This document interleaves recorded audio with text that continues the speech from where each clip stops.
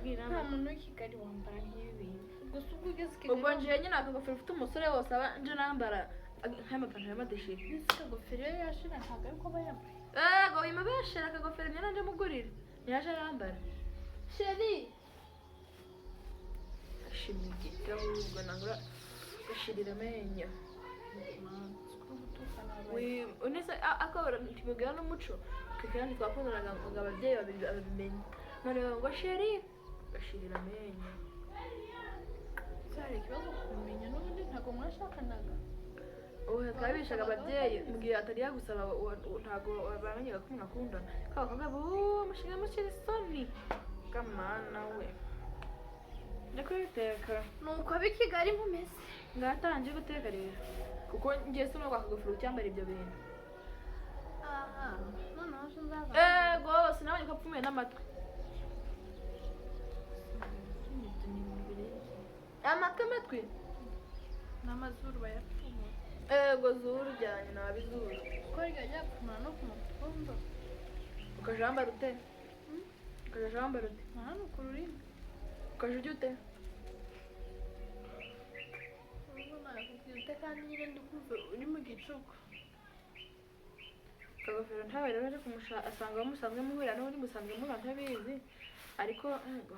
ngenda gukoresha n'inzara nzaraga neza bigona gamana kikoze mana warakoze ntabyara umukobwa wanjye ndumbira cya nageze abahungu 15 ariko bose banzaniye abakazana beza dore ntuza cizirungu aherutse gushakana muri sara ukwasi naye ngatanga undi muntu muzima cizirungu ndashaka abakobwa bameze n'abandi bose n'abakanani n'abandi n'abakanote bose bashatse abantu bazima ariko ego kagofero cyakoze ntiyandumbira banza n'umukobwa umeze nkawe sinokwemera mbu kakanya abakecuru mwigo gukomeza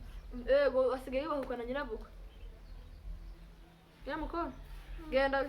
duka kuri umuceri genda ujye iwanjye gutukana na nyakubahwa niwe wakubyaye ntuntuke singana nawe ko ejo nzagaruka ubwo uretse kureba ndege kwiyandira ku muhungu wanje sinakubwije ukuri nkavuga ngo mbu tuwashakana mu kagofero nkiriho nusi ko ubu nshaka iganda ndabukunda gushaka dore n'ubundi nani yambwiye ngo sinavuge ko hari ko ariko muvuyemo yambwiye ngo waje guhora kumenya mu Kigali mukamutungura atabizi none yambwiye ngo niza mvuge ko adahari arajyana usimukwereka ubwo suko nawe mama nawe umuntu wo kubeshya